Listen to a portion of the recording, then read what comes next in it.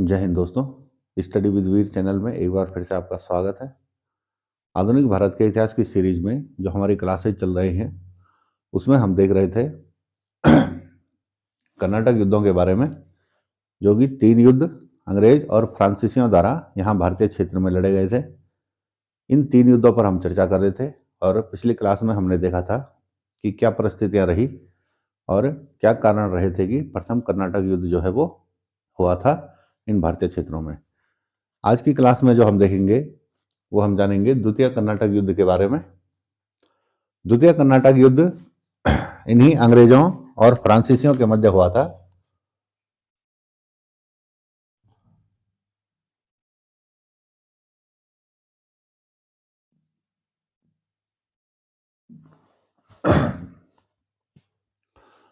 अंग्रेजों और फ्रांसीसियों के मध्य ये जो द्वितीय कर्नाटक युद्ध हुआ था 1749 से और 1754 तक ये युद्ध चला था।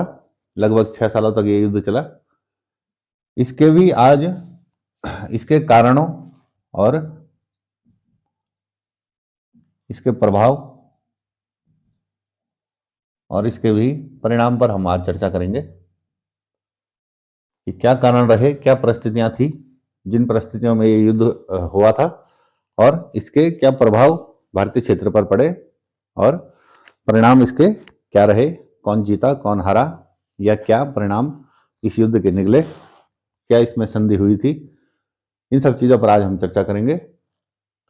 तो जैसा कि हमने देखा था कि जो प्रथम कर्नाटक युद्ध था उसका कारण यहाँ भारतीय क्षेत्र में न होकर वहाँ यूरोपीय क्षेत्र में एक जो देश था ऑस्ट्रिया, ऑस्ट्रिया के उत्तराधिकार के कारण जो वहाँ परिस्थितियों ने जन्म लिया था, उन परिस्थितियों के चलते यहाँ भारतीय क्षेत्र में भी प्रथम कर्नाटक युद्ध की पृष्ठभूमि तैयार हुई थी। तो आज हम जानते हैं ये जो द्वितीय कर्नाटक युद्ध है इसके क्या कारण रहे हैं, इस पे आज थोड़ा चर्चा करते हैं। इसके जो कारण है, इसके कारणों पे यदि देखा जाए तो इस द्वितीय कर्नाटक युद्ध के जो कारण थे वो भारतीय क्षेत्र से ही संबंधित थे। यहाँ भारतीय क्षेत्र में हम देखते हैं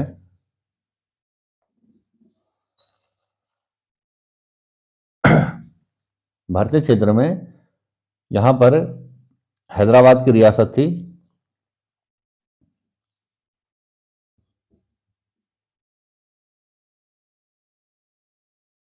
और इसके साथ ही एक अन्य जो यहाँ पर रियासत थी लगी हुई वो थी कर्नाटक की।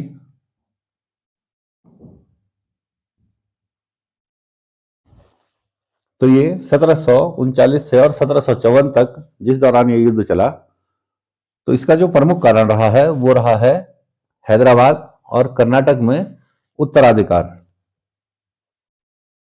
इसके कारण को हम देखें तो इसके कारण है हैदराबाद की जो रियासत थी, हैदराबाद और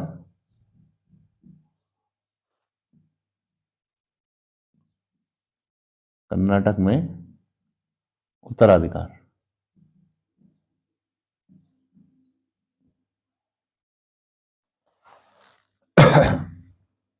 तो अब इन दोनों क्षेत्रों की स्थितियों को थोड़ा समझ लेते हैं कि क्या स्थितियां इस दौरान यहाँ पे बनी हुई थी और किस प्रकार से उत्तराधिकार के लिए यहाँ कौन कौन दावेदार थे और अंग्रेज और ये जो फ्रांसीसी हैं वे इन लोगों के बीच में किस प्रकार से आ गए, इस पे थोड़ा चर्चा करते हैं।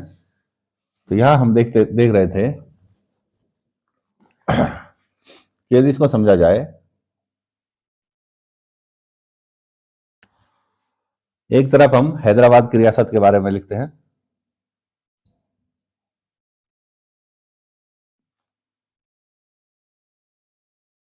और एक तरफ कर्नाटक की बात हम करते हैं।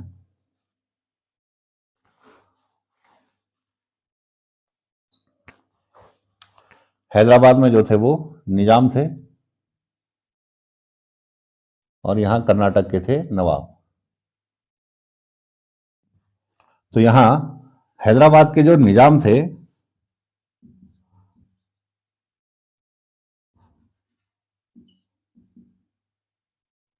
इनका नाम था आसफ जाह निजामुल मुल्क।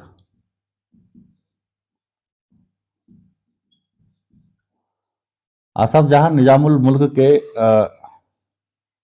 इनकी मृत्यु के बाद यहां गद्दी के प्रमुख रूप से दो दावेदार सामने आते हैं, जिनमें कि एक इनका पुत्र था नासिर जंग,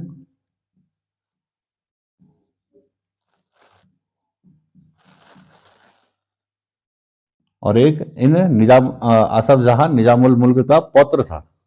वो किसी इनके अन्य पुत्र का पुत्र था, उसका नाम था मुजफ्फर जंग।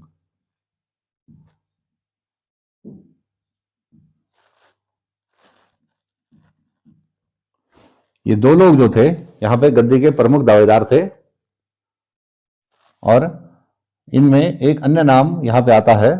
ये दो तो प्रमुख रूप से जो यहां गद्दी पर बैठना चाहते थे वो थे, और इनमें ही एक इन निजामुल मुल्क का एक तीसरा पुत्र भी था। वो भले ही यहां निजाम की गद्दी का हकदार तो था, लेकिन वो दावेदारों में नहीं था। वो इन सब में सक्रिय रूप से भाग नहीं ले रहा था। तो उनका नाम था, जो इनका तीसरा पुत्र था, उसका नाम था सलावत जंग।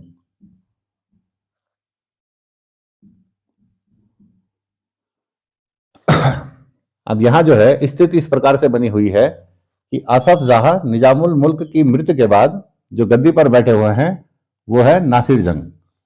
नासिर जंग यहाँ के निजाम बने हुए हैं, जबकि यहाँ पर इनका जो पौत्र है मुजफ्फर जंग, वो भी किसी न किसी तरह से गद्दी को हड़पना चाह रहा है और गद्दी पर बैठना चाह रहा है, निजाम की गद्दी पर।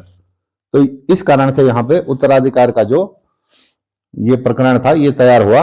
नासिर जंग जो कि निजाम की गद्दी पे बैठे हुए हैं, और मुजफ्फर जंग भी चाह रहा है कि किसी न किसी प्रकार से ये गद्दी को प्राप्त कर सके। तो ये स्थिति है हैदराबाद की। और इसी प्रकार से अगर यहां देखा जाए कर्नाटक के क्षेत्र में क्या स्थिति थी, तो कर्नाटक के जो नवाब थे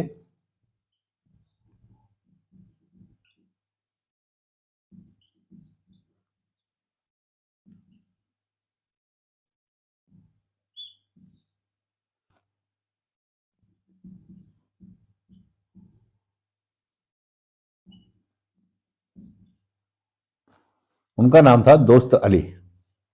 कर्नाटक के नवाब दोस्त अली, और दोस्त अली की मृत्यु के बाद यहां गद्दी के दो दावेदार थे। एक तो था अनवरुद्दीन, ये वही अनवरुद्दीन है जिसके बारे में हमने प्रथम कर्नाटक युद्ध में पढ़ा था।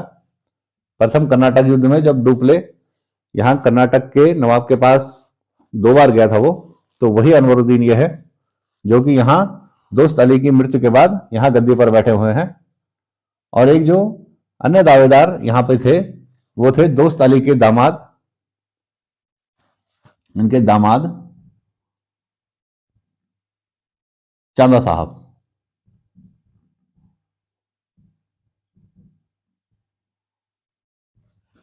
अब यहां की स्थिति को हम समझें कि दोस्त अली की मृत्यु के बाद यहां नवाब की गद्दी पर बैठे हुए हैं अनवरुद्दीन,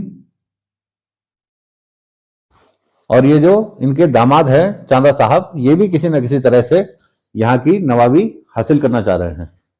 तो इन दोनों क्षेत्रों की स्थिति हमने देखी कि किस प्रकार से जो है यहाँ हैदराबाद में आसफ जहां निजामुल मुल्क की मृत्यु के बाद नासिर जंग गद्दी पर है, और मुजफ्फर जंग ये चाह रहा है कि मैं यहाँ का नवाब बनूं।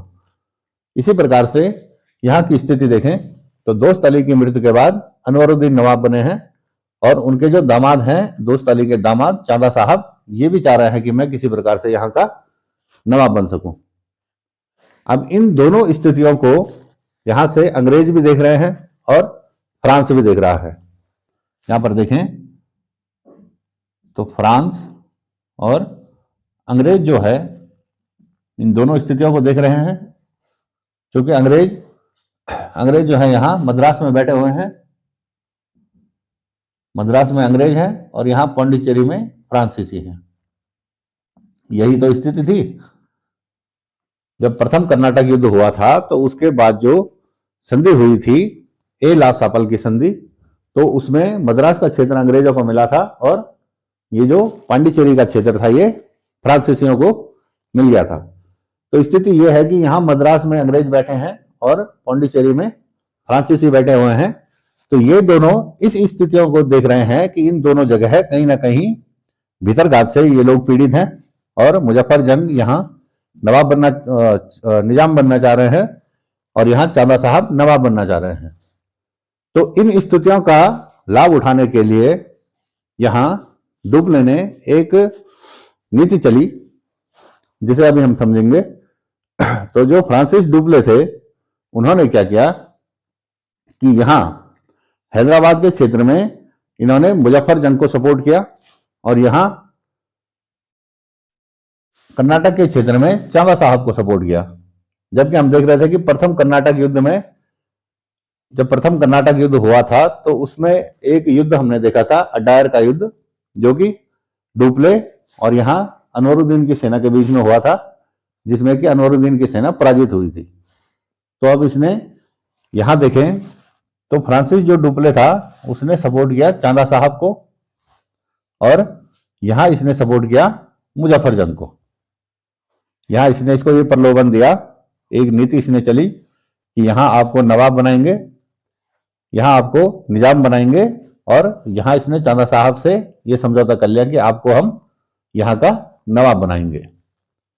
तो भीतरघात से तो ये लोग पीड़ित थे ही, तो इन्होंने जो फ्रांस के द्वारा इनको एक सहायता के रूप में दी जा रही थी उसको स्वीकार किया और कहीं ना कहीं ये डुप्ले के झांसे में आ गए कि हाँ यहाँ का गद्दी मुझे मिलेगी, और ये भी सोच रहा था कि कर्नाटक की नवाबी मुझे मिलेगी।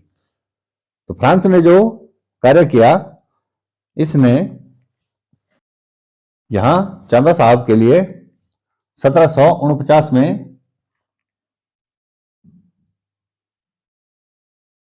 एक सैन्य सहायता भेजी चांदा साहब के लिए। तो इसको अब हम देखते हैं कि जो 1749 में इसने चांदा साहब के लिए सैन्य सहायता भेजी थी उसके क्या परिणाम हुए हैं।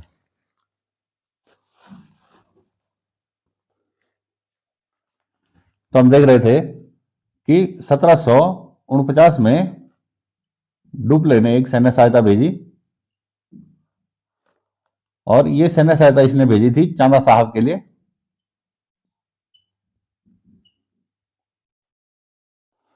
अब इस सैन्य सहायता की मदद से जो डुप्ले ने चांदा साहब को भेजी थी, चांदा साहब ने आक्रमण कर दिया अनवरुद्दीन पे और एक युद्ध लड़ा गया 1749 में, जिसे हम कहते हैं अंबूर का युद्ध।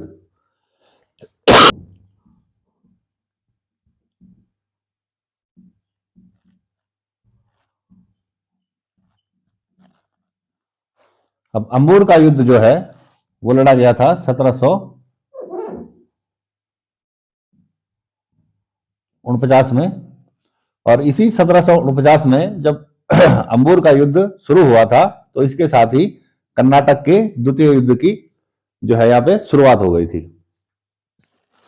अंबूर का ये युद्ध लड़ा गया था, ये लड़ा गया अनवरुद्दीन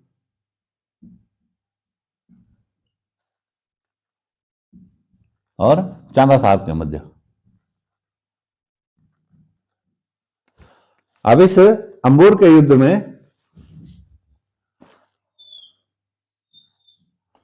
चांदा साहब की विजय होती है और अनवरुद्दीन इसमें पराजित होता है और मार दिया जाता है। इस युद्ध में अनवरुद्दीन जब मारा गया तो इसका एक पुत्र था अनवरुद्दीन का, अनवरुद्दीन के पुत्र का नाम था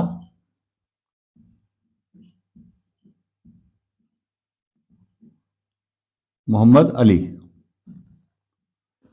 अब यहां पे स्थिति हम समझ रहे हैं, चांदा साहब ने 1749 डुप्ले ने 1749 में चांदा साहब के लिए सैन्य सहायता भेजी और इस सैन्य सहायता के बल पे जो है चांदा साहब ने अनवरुद्दीन को पराजित किया और अंबूर के युद्ध में इनकी हत्या कर दी।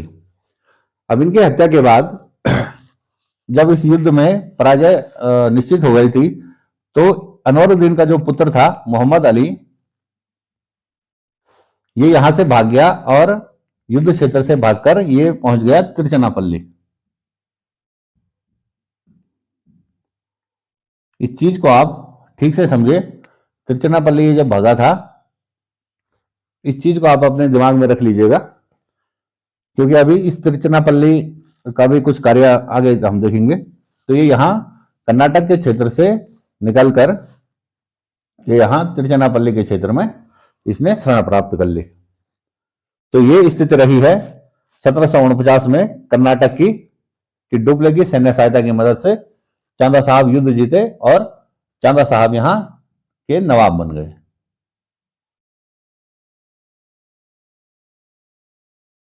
अब यहाँ 1749 में हम देख रहे हैं कि चांदा साहब नवाब की गद्दी पर स्थापित हो गए हैं, और ये जो अनवरुद्दीन का जो पुत्र था मोहम्मद अली, ये भागकर तिरुचिरापल्ली में इसने शरण ले ली है। तो ये स्थिति बन गई है कर्नाटक की। अब इसी प्रकार से यहां जो तीन दावेदार थे, मुख्यतः जो दो दावेदार थे, यहां नासिर जंग और मुजफ्फर जंग, इनमें से भी मैंने आपको बताया था कि जो डुप्ले था उसने एक सैन्य सहायता यहां मुजफ्फर जंग को दी थी। तो उस सैन्य सहायता ने यहां हैदराबाद के क्षेत्र में क्या कार्य किया उसको देखते हैं। हैदराबाद में डुप्ले ने एक सैन्य सहायता भेजी मुजफ्फर जंग के लिए, क्योंकि मुजफ्फर जंग से ही इसने गुप्त संधि की थी। मुजफ्फर जंग को इसने सैन्य सहायता भेजी, और उस सैन्य सहायता के बल पर मुजफ्फर जंग ने नासिर जंग से युद्ध किया, और युद्ध में नासिर जंग को पराजित करके उसकी हत्या कर दी। तो यहां हैदराबाद की स्थिति हम देख रहे हैं कि यहां पे डुप्ले की सैन्य सहायता से मुजफ्फर जंग युद्ध जीतता है और नासिर जंग की हत्या कर देता है। अब यहां स्थिति यह बन गई है कि मुजफ्फर जंग को नवाब घोषित किया जाना है। जब युद्ध में उसने नासिर जंग की हत्या कर दी है, नासिर जंग को पराजित करके, तो यहां अब मुजफ्फर जंग को यहां का निजाम घोषित किया जाना है। लेकिन अब डुप्ले जो है, डुप्ले इस बात को समझ गया कि ये जो मुजफ्फर जंग है ये मेरे कहे अनुसार कार्य नहीं कर रहा है, कुछ ना कुछ इन दोनों के बीच में मनमुटाव की स्थिति हो गई। तो इसने, डुप्ले ने अपने इसका एक विश्वास पात्र था, बुस्सी इनका नाम था, बुस्सी को इसने हैदराबाद भेजा, और बुस्सी को एक स्पष्ट संदेश इसने दे रखा था कि मुजफ्फर जंग को यहां का निजाम घोषित किया जाए, और यदि मुजफ्फर जंग हमारे कहे अनुसार कार्य नहीं करते हैं तो उन्हें भी रास्ते से हटवा दिया जाए। ये स्पष्ट जो संदेश था ये बुस्सी को डुप्ले के द्वारा दिया गया था कि यहां मुजफ्फर जंग को निजाम तो घोषित किया जाना है, इसकी तैयारियां भी चल रही थी कि इसको निजाम घोषित किया जाए। लेकिन डुप्ले कहीं ना कहीं ये समझ गया था कि ये जो मुजफ्फर जंग है ये पूर्ण रूप से मेरे कब्जे में नहीं है। तो यदि बुस्सी को इसने एक स्पष्ट संदेश दे दिया था कि यदि मुजफ्फर जंग जो है हमारे कहे अनुसार कार्य नहीं करता है तो इसको रास्ते से आप हटा दीजिए, और हुआ भी यही। जब बुस्सी मुजफ्फर जंग को यहां निजाम घोषित करने के लिए गया तो इन दोनों के बीच में भी कुछ ना कुछ मतभेद हो गए, बुस्सी और मुजफ्फर जंग के बीच में मतभेद हो गए। तो इन्हीं मतभेदों के चलते इस बुस्सी ने मुजफ्फर जंग को भी रास्ते से हटवा दिया। अब मुजफ्फर जंग भी रास्ते से हट गया, और नासिर जंग तो पहले ही युद्ध में पराजित होकर उसकी मृत्यु हो गई थी। तो यहां के जो दो प्रमुख दावेदार थे, नासिर जंग और मुजफ्फर जंग,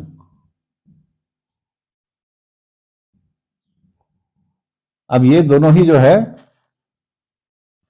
यहां निजाम की दावेदारी से हट चुके हैं।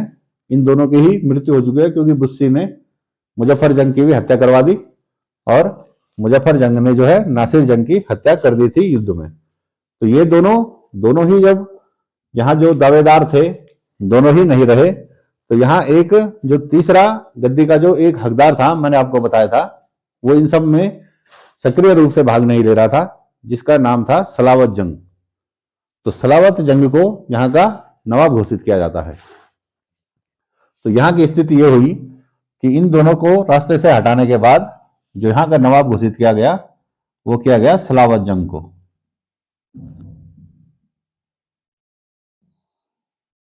तो ये स्थिति बन गई दोनों क्षेत्रों में यहाँ चांदा साहब नवाब बने हुए हैं जो कि डुप्ले के ही आदमी है, और यहाँ सलावत जंग ये निजाम बने हुए हैं, ये भी कहीं ना कहीं डुप्ले से ही सहायता प्राप्त है इनको भी। तो यहाँ हम देख रहे हैं 1749 के समय में इन दोनों क्षेत्रों में, यहाँ कर्नाटक के क्षेत्र में और यहाँ हैदराबाद के क्षेत्र में जो दबदबा स्थापित हो चुका है वो हो चुका है डुप्ले का या फ्रांसीसियों का। ये कुछ प्रभाव इस युद्ध के हैं जिन्हें कि बीच बीच में समझना जरूरी है कि यहाँ जो प्रभाव है वो पूर्ण रूप से डुप्ले का है, और यहाँ कर्नाटक के क्षेत्र में भी इस समय तक जो प्रभाव है वो डुप्ले का है। अब यहां हम देख रहे थे कि जो कर्नाटक का द्वितीय युद्ध हुआ वो तो हुआ था फ्रांसीसी और अंग्रेजों के बीच में, लेकिन अंग्रेज अभी तक गायब है, क्योंकि यहां तो जो कुछ भी कार्य कर रहा है वो किसी न किसी रूप में डुप्ले ही कर रहा है दोनों क्षेत्रों में। तो अंग्रेज कहां गए? जब ये सब कुछ चल रहा था, यहां हम देख रहे थे कि डुप्ले जो है ये सीधे तौर पे सैन्य सहायताएं दे रहा था यहाँ चांदा साहब को या यहाँ मुजफ्फर जंग को, लेकिन अंग्रेज जो है वो सक्रिय रूप से इन सब में भाग नहीं ले पाए थे, और वही इनकी एक भूल भी रही है। अंग्रेजों ने न तो यहां किसी को सैन्य सहायता दी और न यहां हैदराबाद में किसी को भी सैन्य सहायता दी, जबकि वे अंग्रेज चाह रहे थे कि यहां नासिर जंग को ही यहां का निजाम रखा जाए और यहां अनवरुद्दीन को ही यहां का नवाब रखा जाए। लेकिन स्पष्ट रूप से सैन्य सहायता न देने के कारण उनके ये जो थे दोनों अंग्रेज समर्थित अनवरुद्दीन और नासिर जंग, इनकी मृत्यु हो जाती है। अब इस स्थिति को जब अंग्रेज देख रहे थे तो इन्होंने सोचा कि अब कुछ ना कुछ किया जाए, क्योंकि डुप्ले जिस हिसाब से आगे बढ़ रहा है तो ये आगे जाके हमारे लिए भी एक खतरा पैदा कर सकता है। तो अंग्रेजों ने क्या किया, जब ये सब घटना हो गई, यहां कर्नाटक में चांदा साहब नवाब बन गए और यहां हैदराबाद में सलावत जंग जो है ये निजाम बन गए। इसके बाद अंग्रेजों ने क्या किया कि अंग्रेजों ने अब खुले रूप से अंग्रेज भी जो है वो मैदान में आ गए और इन्होंने एक सैन्य सहायता भेजी। वो भेजी इन्होंने अनवरुद्दीन के पुत्र मोहम्मद अली के लिए। मोहम्मद अली मैंने आपको बताया था कि अंबूर के युद्ध में यहां से अंबूर के युद्ध में जब इनकी पराजय निश्चित हो गई थी तो ये भागकर तिरचनापल्ली चला गया था। तो यहां अंग्रेजों ने जो सैन्य सहायता दी वो दी अनवरुद्दीन के पुत्र मोहम्मद अली को, और मोहम्मद अली के जो कि तिरचनापल्ली में था तो इन्होंने तिरचनापल्ली की ओर अपनी एक सैन्य टुकड़ी भेजी और तिरचनापल्ली पे घेरा डाल दिया। जब तिरचनापल्ली पे इन अंग्रेजों ने घेरा डाला और यहां इसको सुरक्षा और सहायता की दृष्टि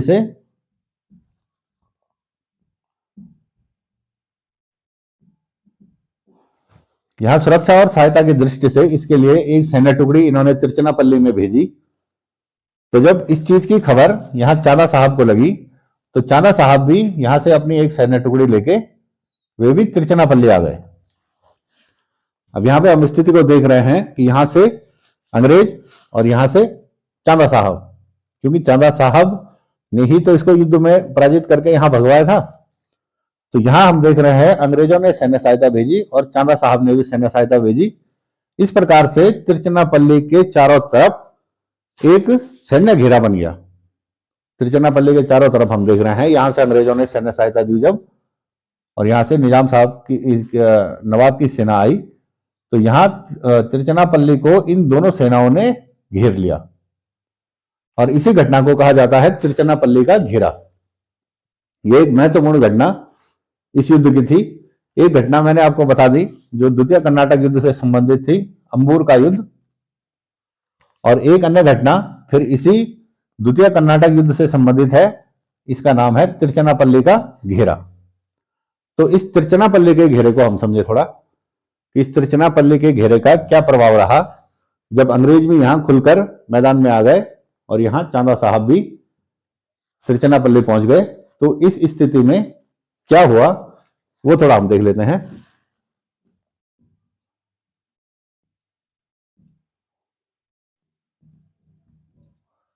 तो हम देख रहे हैं तिरुचिरापल्ली का घेरा। ये एक महत्वपूर्ण घटना है जो कि संबंधित है द्वितीय कर्नाटक युद्ध से। अब काफी दिनों तक ये तिरुचिरापल्ली का घेरा पड़ा रहा। यहां एक तरफ से जो है अंग्रेजों ने इस तिरुचिरापल्ली को घेरे रहा, अंग्रेज, और एक तरफ से जो है वो चांदा साहब की सेना ने इसको घेरे रहा। तो काफी लंबे समय तक ये घेरा ऐसे ही बना रहा और तिरुचिरापल्ली का घेरा इस घटना को कहा गया। बहुत लंबे समय तक भी यहां तिरुचिरापल्ली के क्षेत्र में कुछ नहीं हो पाया। तो इस स्थिति को देखते हुए अंग्रेजों के पास एक क्लर्क थे जिनका नाम था रॉबर्ट क्लाइव। यहां अंग्रेजी खेमे में ये तिरुचिरापल्ली के घेरे में रॉबर्ट क्लाइव संबंधित नहीं था, वो यहां मद्रास के क्षेत्र में था। मद्रास में जो इनका कार्यालय था वहां पे एक अंग्रेज रहे हैं, रॉबर्ट क्लाइव।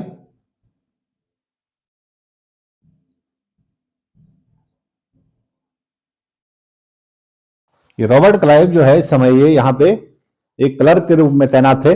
मद्रास में जो इनका मुख्यालय था वहां पे ये तैनात थे। तो जब ये स्थिति बनी हुई थी, अंग्रेज यहां तिरुचिरापल्ली में घेरा डाले हैं और चांदा साहब भी यहां तिरुचिरापल्ली को घेरे हुए हैं। तो यहां मद्रास के क्षेत्र में अंग्रेजी कार्यालय में जो रॉबर्ट क्लाइव एक क्लर्क के रूप में था, इन्होंने यहां के गवर्नर सैंडर्स को एक सलाह दी। अब इनकी जो सलाह थी वो यहां का पूरा नक्शा ही बदल देगी कि इन्होंने जो सलाह सैंडर्स को दी थी। सैंडर्स को इन्होंने ये सलाह दी कि बहुत दिन से हम तिरुचिरापल्ली को घेरे हुए हैं और चांदा साहब भी जो है वो तिरुचिरापल्ली के घेरे में ही लगे हुए हैं। तो यदि इस स्थिति का लाभ उठाया जाए और एक सैन्य टुकड़ी यहां कर्नाटक की राजधानी की तरफ भेजी जाए। कर्नाटक की जो राजधानी थी उस समय उसका नाम था आरकाट। तो इस रॉबर्ट क्लाइव ने ये दिया अपना एक इसने विचार दिया सैंडर्स को कि यदि हम इस समय आरकाट पर एक घेरा डालें तो इससे हमें कुछ लाभ प्राप्त हो सकता है। इस घेरा डालने से हो सकता है कि चांदा साहब वापस कर्नाटक की ओर चले और ये तिरुचिरापल्ली के घेरे को वे खत्म कर दें। अब जो यहां के गवर्नर थे सैंडर्स को इसने ये सलाह दी थी। सैंडर्स को इनकी ये सलाह पसंद आ गई। सैंडर्स ने कहा कि हाँ बिल्कुल सही है, आपने क्लर्क होके भी ये काफी अच्छी सलाह दी है। तो आप क्या किया जाए कि मैं आपको क्लर्क के पद से पदोन्नत करके इनकी पदोन्नति की गई और इन्हें कमांडर बना दिया गया, रॉबर्ट क्लाइव को। जबकि ये अभी तक क्लर्क के रूप में थे, इन्हें कमांडर बनाकर इन्हीं रॉबर्ट क्लाइव को जो है वो भेजा गया एक सैन्य टुकड़ी लेके कि आप जाएं और आरकाट पे अपना घेरा डालें। आरकाट जो है वो कर्नाटक की राजधानी थी, मैं आपको बता चुका हूं। रॉबर्ट क्लाइव एक सैन्य टुकड़ी लेके यहां आरकाट में घेरा डालते हैं और काफी विकट परिस्थितियों में लगभग 2 महीने तक इन्होंने आरकाट का घेरा बना के रखा। अब जब आरकाट का घेरा पड़ा तो आरकाट में हम देख रहे थे आरकाट जो इनकी राजधानी थी, कहीं ना कहीं चांदा साहब को एक असुरक्षा महसूस होने लगी कि अंग्रेज जो है हमारी राजधानी की ओर बढ़ चले हैं। तो अब हमें अपनी राजधानी की जो है यहाँ पे अपनी राजधानी की हमें हिफाजत करनी चाहिए। तो चांदा साहब ने ये तिरुचिरापल्ली का घेरा छोड़ और तिरुचिरापल्ली के घेरे को छोड़कर ये चांदा साहब भी पुनः एक बार आरकाट वापस आ गए। अब यहां पे हुआ क्या कि जब तिरुचिरापल्ली का घेरा चांदा साहब ने छोड़ा तो अंग्रेजों को एक आंशिक सफलता यहां पे प्राप्त होती हुई दिखाई दी, क्योंकि अब तिरुचिरापल्ली में अंग्रेज रह गए थे और यहां पे अनवरुद्दीन का पुत्र जो मोहम्मद अली था वो पूर्ण रूप से अंग्रेजों के फेवर में आ गया। अब यहां पे हम देख रहे हैं कि चांदा साहब जब वापस आए, अंग्रेजों को आंशिक सफलता प्राप्त हुई, तो अंग्रेजों ने एक अन्य सैन्य टुकड़ी यहां रॉबर्ट क्लाइव की मदद के लिए भेज दी। यहां अंग्रेजों ने एक और सैन्य टुकड़ी यहाँ भेज दी कि अब आरकाट के घेरे को जो है वो मजबूत किया जाए, क्योंकि यहाँ चांदा साहब तिरुचिरापल्ली का घेरा छोड़कर यहाँ आरकाट के घेरे में आ चुके हैं, वापस अपनी राजधानी की ओर वे आ चुके थे तिरुचिरापल्ली से। तो यहाँ अंग्रेजों ने रॉबर्ट क्लाइव, जो कि 2 महीने से इस घेरे को बनाए हुए था, यहां उसकी सहायता के लिए एक और सैन्य टुकड़ी इन्होंने आरकाट में भेज दी। अब जब यहां दो बार जो है इनको सैन्य सहायता प्राप्त हो चुकी है, एक जो सैन्य टुकड़ी लेकर रॉबर्ट क्लाइव आया था और एक जब इनको आंशिक सफलता यहां तिरुचिरापल्ली के घेरे में प्राप्त हुई, तो इन्होंने एक सैन्य टुकड़ी और भेजी थी। इन दोनों सैन्य टुकड़ियों ने मिलकर यहां चांदा साहब से युद्ध किया और युद्ध में चांदा साहब पराजित होकर युद्ध क्षेत्र से भाग खड़े हुए। बाद में इन्हें पकड़कर इनकी हत्या कर दी गई चांदा साहब की, और यहां कर्नाटक में जो है मोहम्मद अली को नवाब घोषित किया गया। जब यहां आरकाट के घेरे के बाद युद्ध हुआ तो युद्ध में चांदा साहब भाग खड़े हुए, बाद में इनकी मृत्यु हो गई और जो मोहम्मद अली थे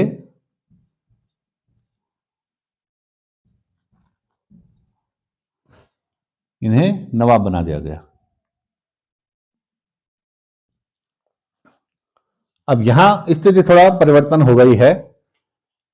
अब कर्नाटक के क्षेत्र में अंग्रेजों का दबदबा हो चुका है और यहां हैदराबाद के क्षेत्र में डुप्ले का दबदबा तो था ही।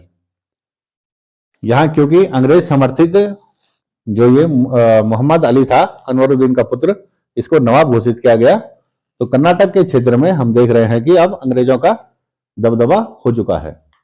तो इस चीज को और आगे समझें। तो इस प्रकार से हमने इन दोनों क्षेत्रों की स्थितियां समझी कि हैदराबाद की स्थिति क्या हो चली है और ये जो कर्नाटक का क्षेत्र था इसकी स्थिति क्या हो चली है। हैदराबाद में हम देख रहे हैं कि जो डुप्ले है वो प्रभाव में है और कर्नाटक के क्षेत्र में अंग्रेज जो है वो प्रभाव में है। लेकिन इसी बीच क्या हुआ कि जो फ्रांसीसी कंपनी थी उसके पिछले कुछ 5-7 सालों का लेखा जोखा जब वहां फ्रांस में देखा गया कि इस कंपनी ने भारतीय क्षेत्र से क्या राजस्व प्राप्त किया, कितना इसने व्यापार अपना विस्तारित किया है, जब इन सब चीजों पर वहां विश्लेषण किया गया तो वहां देखा गया कि ये जो कंपनी है ये लगातार घाटे में जा रही है। जो फ्रांस की कंपनी थी, जब फ्रांस में उसका लेखा जोखा देखा गया तो वहां पाया गया कि जो फ्रांस की जो कंपनी है वो लगातार घाटे में जा रही है और इसके घाटे में जाने का एक ही कारण देखा गया, जो कि यहां फ्रांसीसी जो भी यहां लेखा जोखा इनका तैयार कर रहे थे उन्होंने इस घाटे का एक ही कारण पाया, वो था कि जो यहां फ्रांसीसी डुप्ले थे वो अपनी महत्वाकांक्षाओं को काबू में नहीं रख पा रहे थे। अत्यधिक महत्वाकांक्षी वो हो गए थे।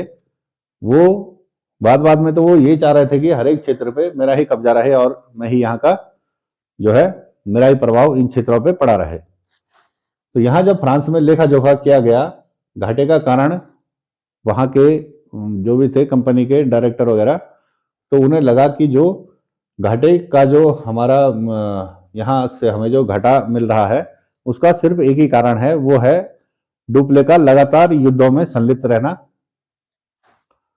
तो इन्होंने क्या किया कि तत्काल प्रभाव से डुप्ले को वापस फ्रांस बुला लिया गया भारत से। डुप्ले वापस फ्रांस की ओर चल दिए और फ्रांस से कंपनी के एक नए गवर्नर को भेजा गया जिनका नाम था गोडेहू। फ्रांस से जो भारत के लिए गवर्नर भेजा गया उनका नाम था गोडेहू। अब जब ये गोडेहू भारत आते हैं तो ये शांत स्वभाव के व्यक्ति थे, शांति प्रिय ये व्यक्ति थे और शांति के लिए ही इन्हें भेजा भी गया था भारतीय क्षेत्रों में। तो इन्होंने जब 1754 में ये भारत आए, अब 1754 का वो समय आ चुका है जबकि कर्नाटक युद्ध अब समाप्ति की ओर जाएगा धीरे धीरे। तो 1754 में जब गोडेहू भारत आए तो इन्होंने अंग्रेजी अधिकारियों से वार्ताएं की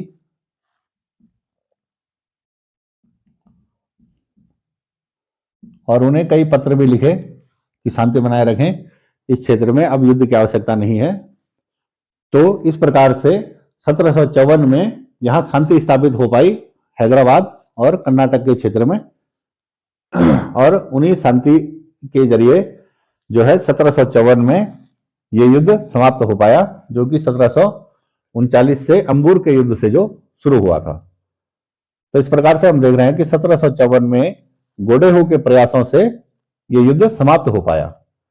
तो 1754 में एक संधि अंग्रेजों और फ्रांसीसियों के बीच की गई, जिसे हम जानते हैं पांडिचेरी की संधि के रूप में।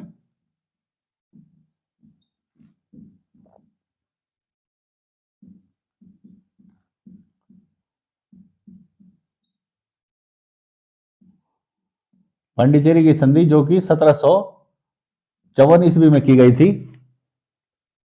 अब यहां पे भी थोड़ा ध्यान देने की बात यह है कि पांडिचेरी की संधि जो है वो 1754 में की गई थी,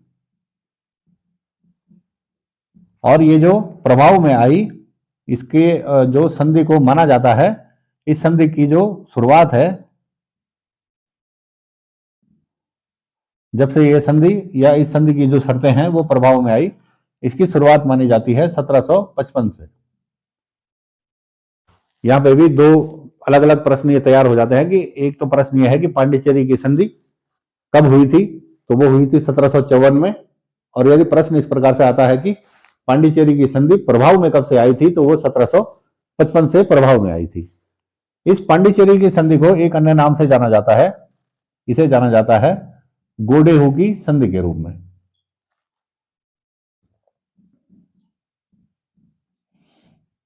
क्योंकि गोडेहू के प्रयासों से ही तो ये संधि जो है वो हो पाई थी, तो इसे कहा जाता है गोडेहू की संधि।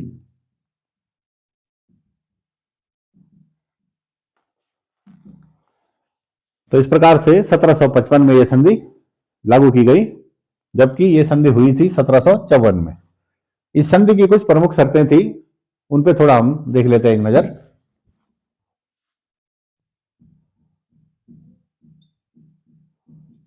पांडिचेरी की संधि,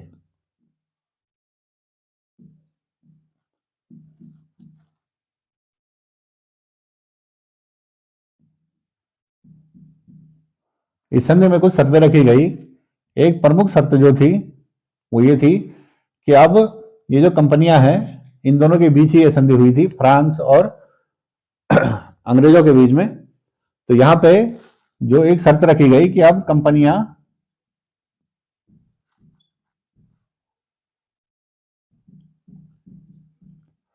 भारतीय क्षेत्र में युद्ध के स्थान पर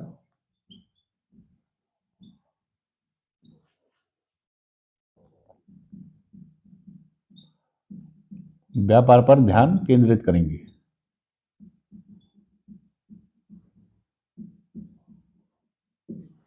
तो एक तो शर्त ये थी इसमें।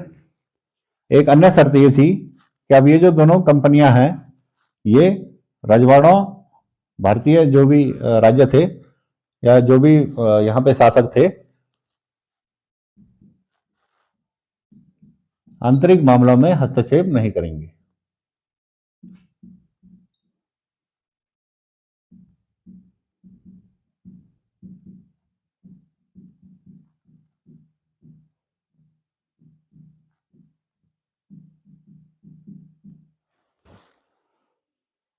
तो ये दो प्रमुख शर्तें इस प्रकार से थी। एक तो ये थी कि कंपनी अब भारत में, कंपनियां जो ये दोनों कंपनियां थी, भारत में युद्ध के स्थान पर जो है व्यापार की ओर अपना ध्यान केंद्रित करेंगी, और साथ ही साथ जो अब ये रजवाड़ों के जो आंतरिक मामले हैं उनमें दखल अंदाजी ये कंपनियां नहीं करेंगी। तो इस प्रकार से ये संधि जो है 1755 से लागू की गई थी। इस प्रकार से हमने देखा। तो आज की क्लास में जो हमने देखा, एक महत्वपूर्ण क्लास ये थी, और इसमें हमने देखा द्वितीय कर्नाटक युद्ध और कर्नाटक युद्ध के बीच में जो अन्य घटनाएं हुई, अंबूर का युद्ध या त्रिचनापल्ली का घेरा, आरकाट का घेरा, और जो रॉबर्ट क्लाइव की एक महत्वपूर्ण भूमिका इस युद्ध में मानी जाती है, क्योंकि उनकी ही सलाह से दोबारा से यहां आरकाट का घेरा डाला गया था। यदि देखा जाता, अगर ऐसा ही कोई क्लर्क या कोई छोटे ओहदे का आदमी यहां भारतीय राजा को सलाह देता, तो भारतीय राजा कभी उस सलाह को नहीं मानता। और यही जो है अंग्रेजों की सफलता का प्रमुख कारण रहा है इस कर्नाटक के द्वितीय युद्ध में। तो इस प्रकार से हमने द्वितीय कर्नाटक युद्ध के बारे में देख लिया है, और अब अगली क्लास में हम तृतीय कर्नाटक युद्ध को समझेंगे। तो मिलते हैं एक अगली क्लास में, तब तक के लिए धन्यवाद।